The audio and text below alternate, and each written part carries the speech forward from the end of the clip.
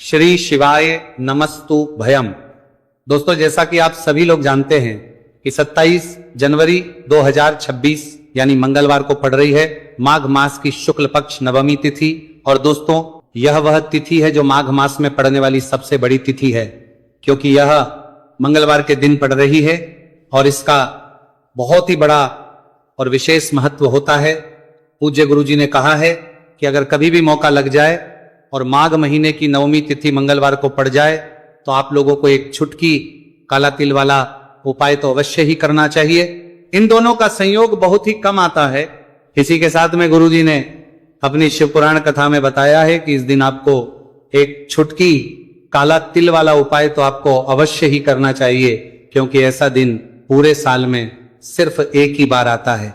और दोस्तों, आप सभी लोग जानते हो कि मंगलवार नवमी तिथि का अगर सबसे बड़ा कोई उपाय है तो वह एक छुटकी काला तिल वाला उपाय है। तो दोस्तों, मंगलवार नवमी तिथि के दिन आप लोगों को इस एक छुटकी काला तिल वाला उपाय को जरूर करना है। बहुत सारे लोग होंगे जिन लोगों ने इस उपाय को ना किया हो, मतलब पूरा साल निकल गया, उन्होंने किसी भी दिन इस छुटकी काला तिल वाला उपाय को न किया हो। पर दोस्तों, आपके पास एक आखिरी मौका बचा हुआ है, जो कि 27 जनवरी मंगलवार नवमी तिथि के दिन है। इस दिन आप लोगों को इस वाले उपाय को जरूर कर लेना है। भले ही आपने पूरे महीने भर इस उपाय को न किया हो, पर अगर आपने इस महीने के मंगलवार नवमी तिथि के दिन अगर इस वाले उपाय को कर लिया तो आपको इस उपाय को करने का वह फल मिलेगा जिसकी आपने कभी कल्पना भी नहीं करी होगी। इसीलिए आप लोग इस वाले उपाय को एक बार जरूर कर लेना है, ताकि आप लोगों के हाथ से यह मौका ना जा सके और आपको इस उपाय को करने का फल मिल सके। दोस्तों, यह उपाय पंडित जी ने अपनी अभी की ही श्री शिव महापुराण की कथा में बताया है। उपाय को आज हम आपको बहुत अच्छे से समझाने वाले हैं। इस वीडियो को देखने के बाद इस उपाय को समझने के लिए आपको कोई और वीडियो को देखने की जरूरत नहीं पड़ेगी। तो चलिए दोस्तों, उपाय को शुरू करते हैं। देखिए, यह इस माघ महीने के मंगलवार नवमी तिथि के दिन यह इतना खास होता है, इतना महत्वपूर्ण होता है। देखा गया है कभी कभी बड़े बड़े पूजा पाठ अनुष्ठान से जो मनोकामना पूर्ण नहीं होते, वह माघ महीने की मंगलवार नवमी तिथि के दिन एक छोटे से उपाय करने से ही आपकी मनोकामना पूर्ण हो है। और बहुत सारे लोगों ने इस उपाय को किया भी है और उनको इस उपाय को करने का फल भी जरूर मिला है। अगर आप लोग भी इस उपाय को करना चाहते हैं तो आप इस उपाय को पहले अच्छे से समझ लेना, सुन लेना, उसके बाद करना। आपको इस उपाय का फल जरूर मिलेगा। और इस उपाय को कर लेने से आपके घर में चाहे किसी भी प्रकार की दुहक और समस्या क्यों ना चल रही हो, आपको उसका कारण भी नहीं पता है कि भाई यह समस्या किस कारण से चल रही, उसका कुछ भी कारण हो सकता है, जैसे पितृ दोष हो सकता है या किसी भी तरह का मंगल दोष भी हो सकता है। तो इस दिन आप लोगों को यह वाला उपाय कर लेना है। ये एक ऐसा उपाय है जिस उपाय को अगर किसी विशेष दिन पर किया जाए तो भाई उस विशेष दिन का जो है वो तो हमें मिलता ही मिलता है, पर हमने उस दिन पर इस उपाय को किया है तो हमें उससे भी बड़ा फल मिलता है, और फल बहुत जल्दी मिलता है, क्योंकि आप इस उपाय को बहुत ही बड़े और विशेष दिन पर रहे हो। तो चलिए अब उपाय के बारे में बात करते हैं, लेकिन उससे पहले आप लोगों को यह जानना आवश्यक है कि आखिर यह उपाय किस समय करना है, किसको करना है और कैसे करना है। तो चलिए हम आगे आपको वीडियो में एक एक करके बता देते हैं। लेकिन उससे पहले अगर आप लोग हमारे चैनल पर पहली अगर बार आए हैं या फिर मेरी आवाज आज पहली बार सुन रहे हैं तो हमारे चैनल को सब्सक्राइब जरूर कर लेना और इस वीडियो को लाइक करके कमेंट बॉक्स में श्री शिवाय नमस्तु भयम ओम नमः शिवाय जरूर टाइप कर देना। तो दोस्तों, इस एक छुटकी काला तिल वाला उपाय को हमें इस मंगलवार नवमी तिथि के दिन कैसे करना है, किसको करना है, किस समय करना है और कहां पर करना है, ये सारे सवालों के जवाब आपको इस वीडियो में मिल जाएंगे। और जो ये वीडियो देखेगा भाई, उसको एक छुटकी काला तिल वाला उपाय जरूर करना चाहिए, क्योंकि इस दिन काला तिल का भी बहुत ही बड़ा और विशेष महत्व होता है। और बात आ जाए एक छुटकी काला तिल वाला उपाय की, तो यह सोने पे सुहागा वाली बात हो जाती है और ये एक बहुत ही बड़ा उपाय हो जाता है इस मंगलवार नवमी तिथि का। तो अब दोस्तों, इस एक छुटकी काला तिल वाला उपाय को आखिर करना किसको है, सबसे पहले हम लोग वो बात जान लेते हैं। तो देखो, घर की जो बड़ी माताएं बहनें होती हैं, उन माताओं बहनों में से कोई भी एक बड़ी माता बहन इस वाले उपाय को कर सकती है। और दोस्तों, अगर आप तो अपने घर में से सभी सदस्यों को भी इस उपाय को करवा सकते हैं।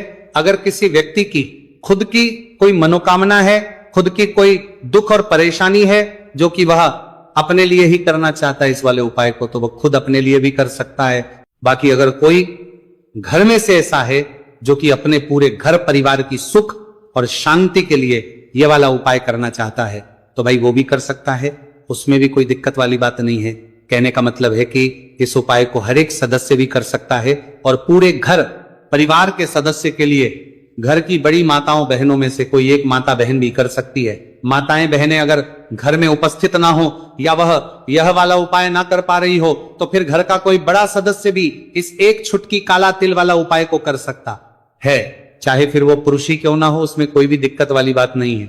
उसके बाद में दोस्तों जो अगला प्रश्न निकल आता है वो यह आता है इस उपाय को लेकर कि आखिर इस उपाय को हमें किस समय करना है, सुबह के समय करना है कि शाम के समय करना है।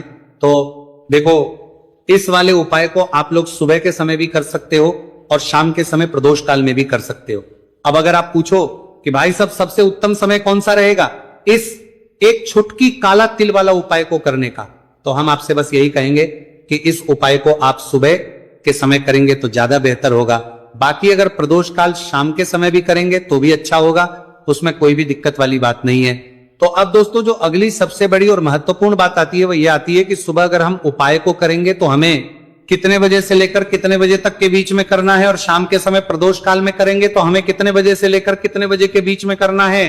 तो देखो सुबह जितनी जल्दी हो सके आप उपाय को करने की कोशिश करना कि अगर किसी कारणवश लेट भी हो जाओ, थोड़ी देर भी हो जाए तो 10 या 11 बजे तक भी आप उपाय कर लेना, पर 12 बजे से ज्यादा देरी ना हो, ठीक है, इस बात का ध्यान रखना। उसके बाद में दोस्तों अगर शाम के समय प्रदोष काल की बात करें, प्रदोष काल का जो समय है होता है वो शाम के 6 बजे से शुरू हो जाता है, मतलब शाम के 6 बजे से लेकर 7 बजे के बीच का जो समय होता है यह समय प्रदोष काल का समय होता है। तो आप उपाय को 7 या 8 बजे के बीच में भी कर सकते हो, मतलब शाम के 6 बजे से रात 8 बजे के बीच में आप कभी भी इस वाले उपाय को कर सकते हो, उसमें कोई भी दिक्कत वाली बात नहीं है। देखिए यदि आपके जीवन में संकट बहुत ही अधिक चल रहे हैं, समस्याएं बहुत ही अधिक चली हो, एक एक रूप खर्च करने आपको बस ओढ़ रहा है, भूमि से जुड़ी हुई कोई भी समस्या हो या फिर आपके विवाह से जुड़ी हुई कोई भी समस्या हो या आपके व्यापार से जुड़ी हुई कोई भी समस्या हो, तो आपकी ये सारी समस्या इस मंगलवार नवमी तिथि के दिन समाप्त होने वाली है। तो चलिए दोस्तों जानते हैं उस विशेष उपाय के बारे में। देखिए इस वीडियो में हम पूज्य गुरु जी द्वारा बताए गए 3 बहुत ही चमत्कारिक उपायों के बारे में जानेंगे। देखिए ये जो उपाय है आपके जीवन से दुर्भाग्य का तो अंत करेंगे ही साथ यदि आपके जीवन में धन की समस्या चल रही है तो वह सभी भी आपकी समाप्त हो जाएंगी। देखिए गुरु जी ने बताया है कि जब भी मंगलवार नवमी तिथि का दिन पड़े तो हमें कर्ज मुक्ति के लिए कुछ उपाय करने चाहिए। इसी के साथ हमें धन प्राप्ति, भूमि से जुड़े कार्यों और विवाह के लिए भी उपाय करने चाहिए। तो चलिए दोस्तों जानते हैं गुरुजी द्वारा बताए गए सबसे पहले उपाय के बारे में। देखिए यह उपाय विशेषकर उन लोगों को करना है जिनकी भूमि से जुड़ी कोई भी समस्या चल रही हो, यानी कि उनकी भी जमीन से जुड़ी हुई समस्या चल रही है, यानी कि जो लोग मकान खरीदना चाहते हैं या फिर उनका खेत से जुड़ा कोई भी केस चल रहा है, या फिर जिनके भी विवाह में विलंब हो रहा है, या फिर जिन भी लोगों के जीवन में कर्ज बहुत ही अधिक बढ़ने लगा है, कर्ज जो है वो चुका नहीं पा रहे हैं, तो गुरुजी ने कहा है कि ऐसे लोगों को यह उपाय करना चाहिए। देखिए इस उपाय के लिए आपको थोड़े से काले तिल ले लेने हैं। देख आपको मात्र एक चुटकी काले तिल ले लेने हैं, इसी के साथ में आपको थोड़ा सा शहद ले लेना है, फिर सबसे अंत में आपको एक लोटा शुद्ध जल ले लेना है। तांबे के पात्र के अंदर आपको अपने घर से शुद्ध जल ले लेना है और इन सभी सामग्रियों को आपको लेकर के पहुंच जाना है। भगवान शिव के मंदिर में देखिए पूज्य गुरु जी ने बताया है कि इस उपाय को आप सुबह से लेकर के शाम तक किसी भी समय में कर सकते हैं। देखिए मंदिर पहुंचने के आप जो काले तिल लेकर के गए थे उनमें आपको थोड़ा सा शहद लगा लेना है। देखिए आप जो शहद लेकर के आए हैं उस शहद में आपको ये काले तिल अच्छे से डुबो देना है और शहद से युक्त ये जो काले तिल हैं इन्हें आपको शिवलिंग पर अर्पित कर देने हैं, या फिर आपको शिवलिंग के चारों तरफ अच्छे से काले तिल का लेपन कर देना है। पूज्य गुरुजी ने बताया है कि लेपन करते समय यदि आपके जीवन में कर्ज से जुड़ी समस्याएं चल रही हैं लेपन करते समय आपको आर्यन मुक्तेश्वर महादेव का स्मरण करना है, या फिर आपके जीवन में विवाह से संबंधित या फिर जमीन से संबंधित कोई भी समस्या चल रही है, तो फिर आपको मंगलेश्वर महादेव का स्मरण करना है। इसके बाद जो आप जल लेकर के आए हैं उसे आपको धीरे धीरे शिवलिंग पर अर्पित कर देना है, तथा आपको लगातार शिव महापुराण के मूल मंत्र श्री शिवाय नमस्तु भयम, इस मंत्र का जाप करते रहना है। पूज्य गुरुजी ने बताया है कि सिर्फ एक मंगलवार नवमी तिथि ये उपाय करके देखना, और आप स्वयं देखेंगे कि 2 से 3 महीने के अंदर आपके जीवन से जुड़ी हुई जो भी समस्याएं हैं, बस सभी समस्याएं बहुत ही जल्द महादेव की कृपा से दूर होने लगेगी। तो दोस्तों, इस प्रकार से आपको ये पहला उपाय ना है। अब हम जानते हैं दूसरे विशेष उपाय के बारे में। देखिए, इस उपाय के लिए आपको एक प्यारी सी बेलपत्र ले लेनी है, इसी के साथ में 1 लोटा शुद्ध जल लेना है तांबे के पात्र के अंदर, और इसी के साथ में आपको थोड़ा सा शहद ले लेना है। देखिए, मंगलवार का दिन है और मंगलवार नवमी तिथि के दिन यदि हम शहद का उपाय करते हैं तो इससे महादेव हमसे बहुत ही अधिक प्रसन्न होकर के हमारी मनोकामना को परिपूर्ण करते हैं। देखिए दोस्तों, यदि आपको बेलपत्र नहीं मिल पाती है तो आप भगवान शिव के शिवलिंग पर जो बेलपत्र छड़ी हुई होती है उसे शुद्ध जल से धो करके उसका उपयोग कर सकते हैं। तो इन सभी सामग्रियों को आपको भगवान शिव के मंदिर में लेकर के पहुंच जाना है। गुरुजी ने कहा है कि इस उपाय को भी आप सुबह से लेकर के शाम तक किसी भी समय में कर सकते हैं। देखिए, मंदिर पहुंचने के बाद आपके पास जो एक बेलपत्र है, और बेलपत्र की जो सबसे बड़ी वाली पत्ती होती है और उसकी जो चिकनी साइड होती है उस पर आपको अच्छे से शहद का लेपन कर देना है। यानी कि बेलपत्र की बड़ी वाली पत्ती पर, पूरी ही पत्ती पर अच्छे से शहद लगा देना है। अब देखिए, ये जो बेलपत्र है इसे आपको अपने सीधे हाथ की हथेली पर रखना है, और आपके जो भी कार्य अटक रहे हैं, देखिए बहुत से लोग ऐसे होते हैं जो अपने नौकरी को प्राप्त करने के लिए सालों से तैयारी करते हैं, लेकिन उनको नौकरी नहीं प्राप्त हो पाती है। बहुत से ऐसे लोग होते हैं जो बहुत ही मेहनत करते हैं, धन भक्ति के लिए बहुत अधिक प्रयास करते हैं, लेकिन फिर भी उनको धन प्राप्त नहीं हो पाता है। तो गुरुजी ने बताया है कि जब भी आपको अपने कार्यों में सफलता ना मिले तो फिर आपको मंगलवार के दिन इस उपाय को अवश्य करना चाहिए। देखिए, अब आपको जिस भी कार्य में सफलता प्राप्ति करनी है उस कार्य को सफल बनाने के लिए आपको महादेव से प्रार्थना कर लेनी है, और फिर ये जो एक बेलपत्र है इसे आपको भगवान शिव के शिवलिंग पर अर्पित कर देनी है। देखिए, बेलपत्र की चिकनी साइड जिस पर आपने शहद लगाए है वह शिवलिंग से स्पर्श रहेगी, और इसकी जो डंडी है वो आपको जलाधारी की ओर रखनी है। इस प्रकार से आपको यह बेलपत्र अर्पित कर देनी है। अब देखिए, आप जो एक लोटा जल लेकर के आए हैं उसे आपको भगवान शिव के शिवलिंग पर धीरे धीरे अर्पित कर देना है। श्री शिवाय नमस्तु भयम, इस मंत्र का जाप करते हुए देखिए, जैसे ही ये जल शिवलिंग से होकर के जलाधारी की ओर बह करके आएगा तो इसे आपको थोड़ा सा अपने सीधे हाथ की हथेली में झेल लेना है। इस जल को आपको अपनी दोनों आंखों पर लगा लेना है, और इस जल का थोड़ा सा छिड़काव आपको अपने शरीर पर कर लेना है। पूज्य गुरुजी ने बताया है कि जब भी हम मंगलवार के दिन शहद वाली बेलपत्र शिवलिंग पर अर्पित करते हैं तो इससे हमें महादेव हर कार्य में सफलता प्राप्त करवाते हैं।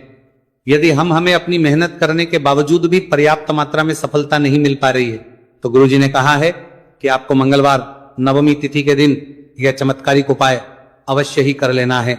अब दोस्तों, हम जान लेते हैं गुरुजी द्वारा बताए गए तीसरे विशेष उपाय के बारे में। देखिए, इस उपाय के लिए भी आपको मात्र 1 लोटा शुद्ध जल ले लेना है तांबे के पात्र के अंदर। फिर इसी के साथ में आपको एक प्यारी सी बेलपत्र ले लेनी है। बेलपत्र आपको ध्यान रखना है कि कैसे भी कटी हुई, खंडित नहीं होनी चाहिए। अब देखिए, मात्र 2 सामग्री लेकर के आपको भगवान शिव के मंदिर में पहुंच जाना है।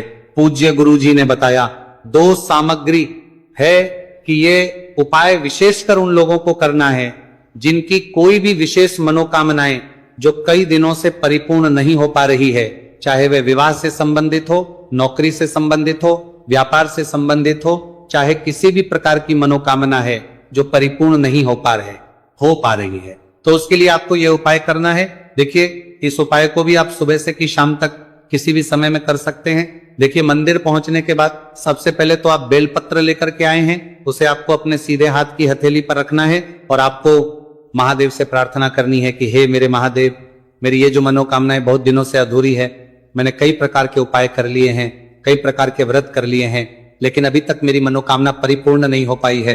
तो उस मनोकामना को परिपूर्ण करने के लिए प्रार्थना करनी है और ये एक बेलपत्र आपको शिवलिंग पर अर्पित कर देनी है। देखिए बेलपत्र की जो चिकनी साइड है वो शिवलिंग से स्पर्श रहेगी और इसकी जो है वो आपको जलाधारी की ओर रखनी है। इस प्रकार से आपको ये बेलपत्र अर्पित कर देनी है। इसी प्रकार से आपको यह बेलपत्र अर्पित करनी है।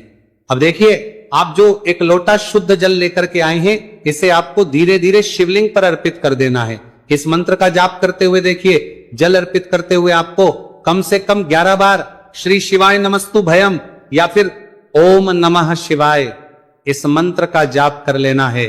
पूज्य गुरु जी ने बताया है कि जो भी व्यक्ति 27 जनवरी मंगलवार नवमी तिथि के दिन शिवलिंग के सामने इस उपाय को करता है तो उसकी जो भी मनोकामना है वह महादेव की कृपा से निश्चित ही परिपूर्ण हो जाती है। तो दोस्तों ये थे पूज्य गुरु जी द्वारा बताए गए कुछ बहुत ही खास